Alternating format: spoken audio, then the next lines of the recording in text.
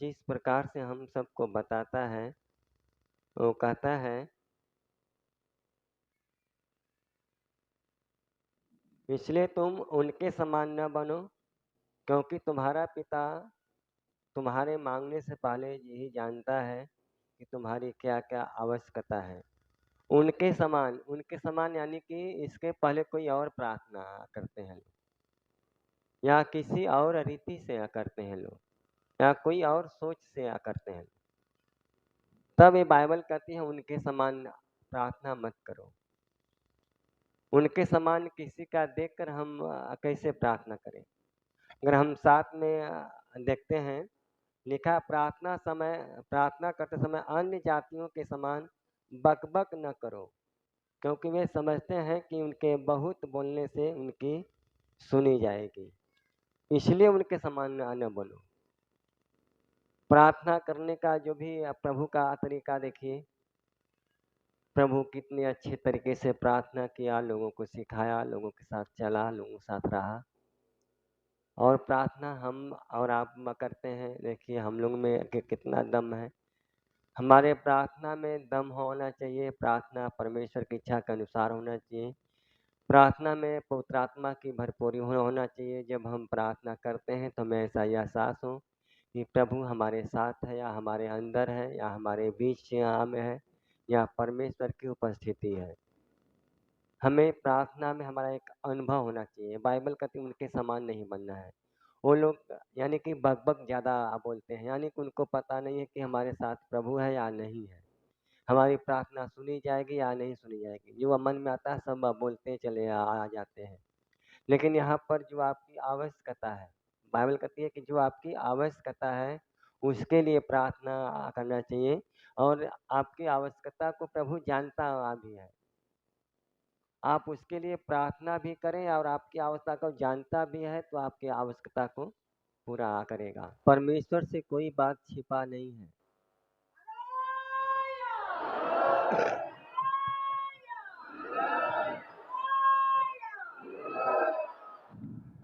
परमेश्वर हम सबके बातों को जानता है, हमारे चरित्र को जानता है, हमारे रहन सहन को जानता है, हमारे स्वभाव को जानता है, और हम किस प्रकार से मांगते हैं वो भी जानता है। और बाइबल कहती है मांगने से पहले वो जानता है कि तुम्हारी सच में क्या चीज़ की आवश्यकता है, और हम अपने आवश्यकता के अनुसार मांगें और परमेश्वर से प्रार्थना करें, ताकि परमेश्वर हमारी सुन ले। बक बक करने का मतलब आपके पास कोई चीज़ पाने लायक आप नहीं हैं, आप उसको मांगते हैं।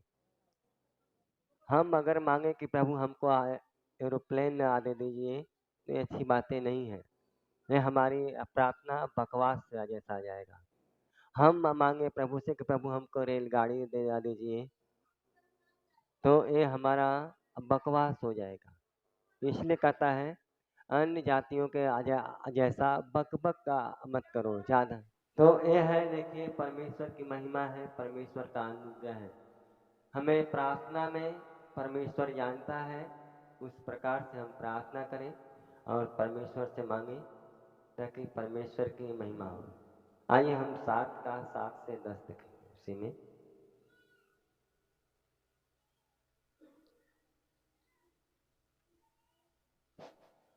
मांगो तो तुम्हें दिया जाएगा, ढूंढो तो तुम पाओगे, खटखटाओ तो तुम्हारे लिए खोला जाएगा। क्योंकि जो कोई मांगता है उसे मिलता है, और जो ढूंढता है वह पाता है, और जो खटखटाता है उसके लिए खोला जाएगा। तुम में से ऐसा कौन मनुष्य है कि यदि उसका पुत्र उससे रोटी मांगे तो उसे पत्थर दे, या मछली मांगे तो उसे सांप दे? Hallelujah, hallelujah, hallelujah. Yeshu Masih साफ शब्दों में कहा है, मांगो तुम्हें दिया जाएगा, और ढूंढो तो तुम पाओगे, खटखटाओ तो तुम्हारे लिए खोला जाएगा। क्योंकि जो कोई मांगता है उसे मिलता है, जो ढूंढता वह पाता है, जो खटखटाता उसके लिए खोला जाएगा। यानी कि कोई संदेह नहीं है। यदि हमारा प्रार्थना अन्य जातियों के जैसा ना हो तो कोई संदेह नहीं है।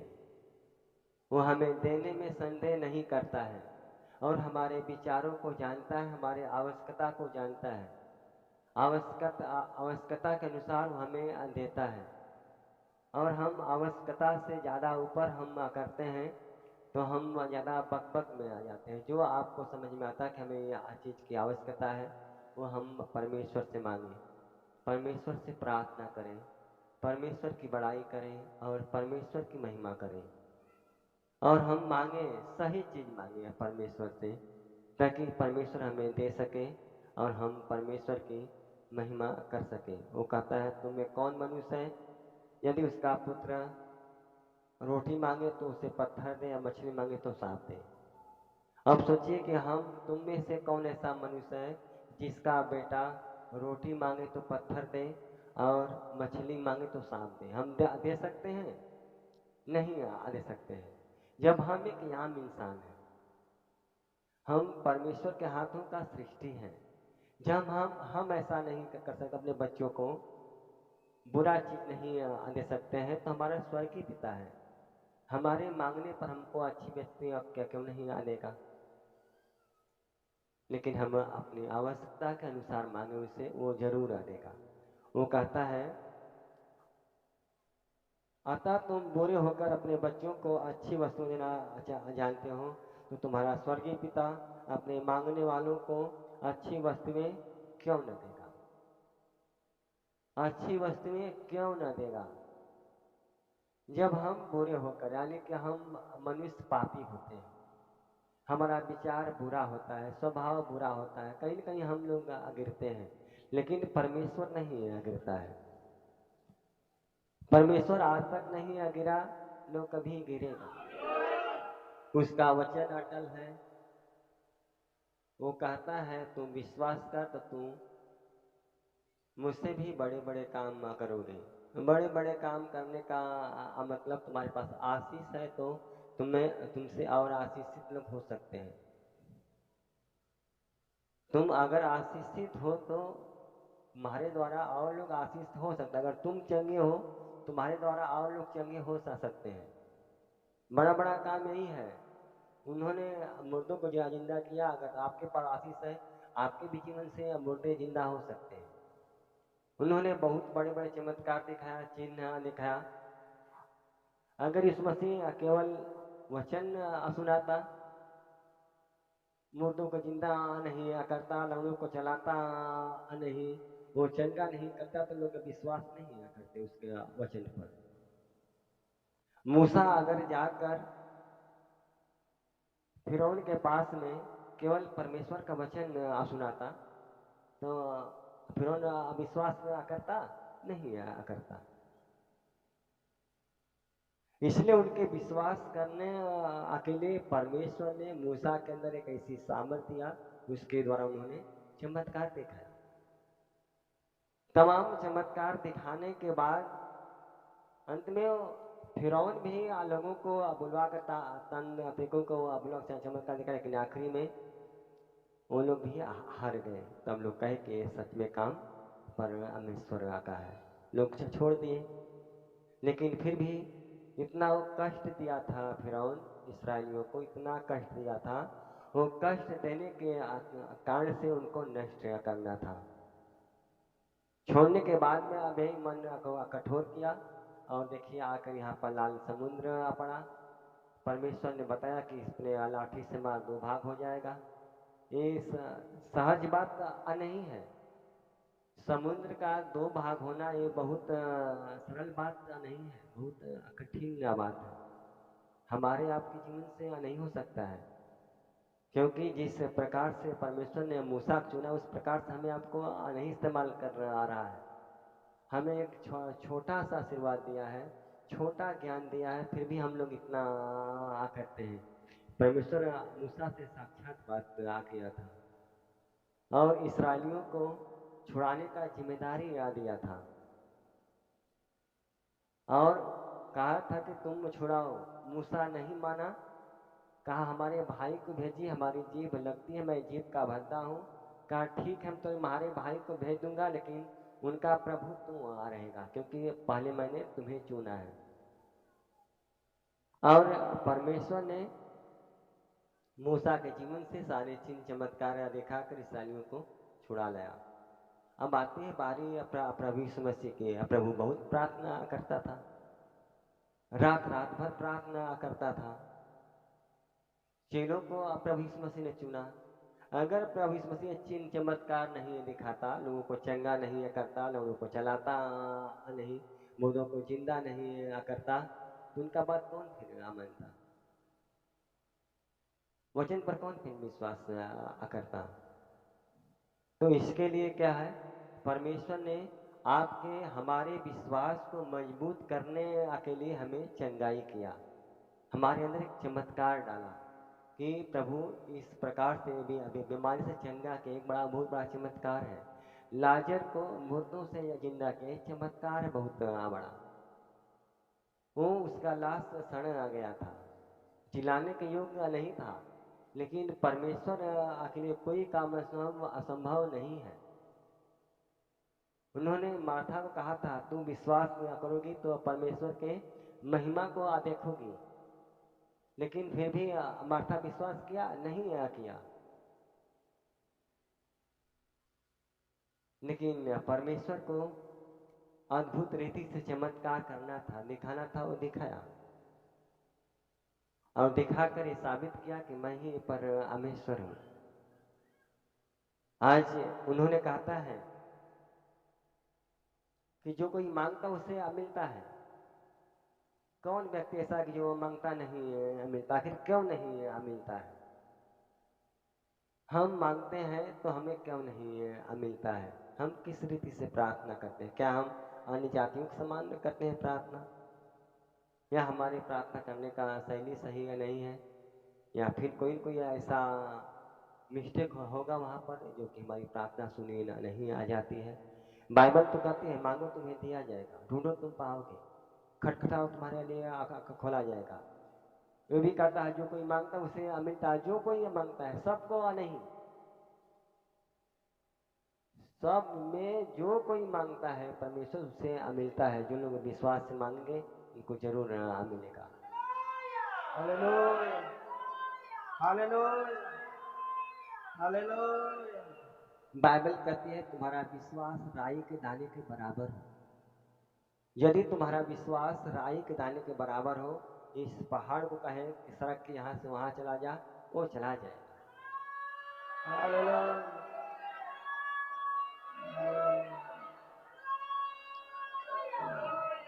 हमारा विश्वास पहाड़, वो पहाड़ चट्टान वाला पत्थर वाला पहाड़ नहीं, पहाड़ जो हमारे ऊपर संकट का पहाड़ आता है, ये दुख का पहाड़ होता है, ये पीड़ा का पहाड़ होता है, जो शैतान हम पर पहाड़ डाल दिया है, उस पहाड़ को कहता है। और जंगल से पहाड़ कबाड़ने को नहीं कहता है। इस पहाड़ को जो शैतान हम पर पहाड़ डाला है, इस पहाड़ पर अगर तुम्हारा विश्वास राई के दाने के बराबर, राई के दाना छोटा है लेकिन बहुत मजबूत होता है, इसको हाथे से दबाइए तो हाथ गढ़ा हो जाएगा, लेकिन वो फूटता नहीं है। धनिया का दाना उससे बड़ा है, लेकिन अब दाबेंगे तो पचक जाएगा, फट जाएगा, क्योंकि उसके अंदर खोखला है। और राई का दाना यानी कि हमारा हम विश्वास कम हो लेकिन ठोस हो, मजबूत हो, तो हम अगर प्रार्थना करते हैं तो कोई काम असंभव नहीं है, सब काम संभव है। सब समस्याएं, सब परेशानियां, सब संकटें निकल जाएगा। इसके लिए परमेश्वर को हम धन्यवाद दें। अब देखिए आप, जिस समय बाल के नबियों में और एलिया में दोनों लोगों में टेंशन हुआ था, स्वर्ग से आग कौन बरसाएगा। अगर प्रभु वहां पर आग नहीं बरसाता, ये चमत्कार नहीं करता, तो क्या हाल होता है एलिया का? क्या हाल होता है एलिया का? ये परमेश्वर का एक चमत्कार है, एक परमेश्वर का काम है, जिससे हमारा आपका विश्वास बढ़ता है। इतने लोग आए हैं, अगर आपको आराम नहीं होता, आपको शांति नहीं होता, आपको चंगाई नहीं मिलता, तो आप क्या क्या बातें? आपके अंदर परमेश्वर ने चमत्कार किया है, हमारे अंदर कुछ, लेकिन जो काम करता है परमेश्वर करता है।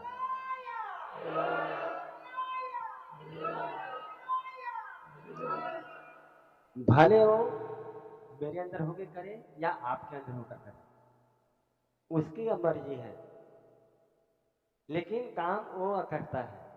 इसमें ना मेरी बड़ाई ना आपकी ना बड़ाई। परमेश्वर जो चाहता है, जिसे चाहता है, जैसा चाहता है वैसा देता है। हम सबका विश्वास परमेश्वर के ऊपर अद्भुत रीति से हो, राई के दाने के समान हो, मजबूत हो, ताकि शैतान हमको गिराने आ ना पाए। शैतान बहुत खतरनाक है, फुला देता है। इसके लिए परमेश्वर को धन्यवाद अदा देते हैं। उसी में देखिए 18 का 19। फिर मैं तुमसे कहता हूं, यदि तुम में से दो जन पृथ्वी पर किसी बात के लिए एक मन होकर उसे मांगे, तो वह मेरे पिता की ओर से जो स्वर्ग में है उनके लिए हो जाएगी। क्योंकि जहां दो या तीन मेरे नाम पर इकट्ठा होते हैं, वहां मैं उनके बीच में होता हूं। Hallelujah, hallelujah, hallelujah. ये देखिए परमेश्वर की कृपा और दया है। ये परमेश्वर का वचन कहता है, वो कहता है फिर मैं कहता हूं, यदि तुम में से दो जन पृथ्वी पर किसी बात के लिए एक मन होकर मांगे, पृथ्वी पर एक मन होकर मांगे। दो लोग एक मन कौन हो सकते हैं? पति पत्नी। दोनों लोगों को एक मन होकर प्रार्थना करना बहुत आवश्यक है। अगर दोनों लोग एक मन आके हैं तो कोई काम असंभव नहीं है। और दोनों लोग में एक मन लोग नहीं है, जैसे आजकल देखा जाए कि पति मानता है तो पत्नी नहीं मानती है, पत्नी मानती है तो पति नहीं लोग मानते हैं। लेकिन ये अच्छी बात नहीं है। हमारी प्रार्थना इसीलिए रुक जाती है, हमारे घरों में आशीष नहीं मिलती है, हमारे घर के बाधा नहीं टलते हैं, क्योंकि हम पति पत्नी एक मन के नहीं है। बाइबल हमें सिखाती है तुम दो नहीं हो, तुम दो नहीं हो, क्या हो? एक तन हो, तुम एक हो। इसीलिए कहता है तुम में दो जन एक मन होकर, एक मन होकर प्रार्थना करें। पति पत्नी को एक मन होना चाहिए, दोनों को मानना चाहिए, विश्वास करना चाहिए। और कहता है क्योंकि एक मन उनके लिए, तो वह मेरे पिता की ओर से जो स्वर्ग में उनके लिए हो जाएगी। तो जो पिता स्वर्ग में है दोनों प्राणियों की प्रार्थना सुनता है। और एक मन जो होकर आप आंसू बहाते हैं, आप रोते हैं, चिल्लाते हैं, गिड़ाते हैं, आपके आंसू को देखता है, आपकी विनती को सुनता है और आपको आशीष देता है। और कहता है क्योंकि जहाँ दो या तीन मेरे नाम से इकट्ठे होते हैं वहाँ मैं उनके बीच में होता हूँ। दो या तीन व्यक्ति को बात करता है, दो या तीन, यानी कि पति पत्नी प्लस बच्चे। अक्सर करके अगर परिवार में सामूहिक रूप से अगर आप लोग नियमित रूप से प्रार्थना करते हैं, पति पत्नी और बच्चे मिलकर, तो घर में आशीष बना रहेगा, शैतान निकल जाएगा। और बात रह गई कलीसिया की और संगति की। हम लोग कहीं भी प्रार्थना करते हैं, प्रभु आपने कहा है जहाँ दो तीन व्यक्ति तो आप क्या कर रहा है। इसलिए शैतान के काम को नाश करने के लिए, तमाम करने के लिए उन्होंने अपना कीमती लहू शैतान को देकर उसके हाथों से हमें छुड़ाया, ताकि हम लोग परमेश्वर की महिमा करें। ठीक है, अगला वचन अगले इतवार को। आज मेज भी है, इसलिए वचन को बंद आकर करता हूँ।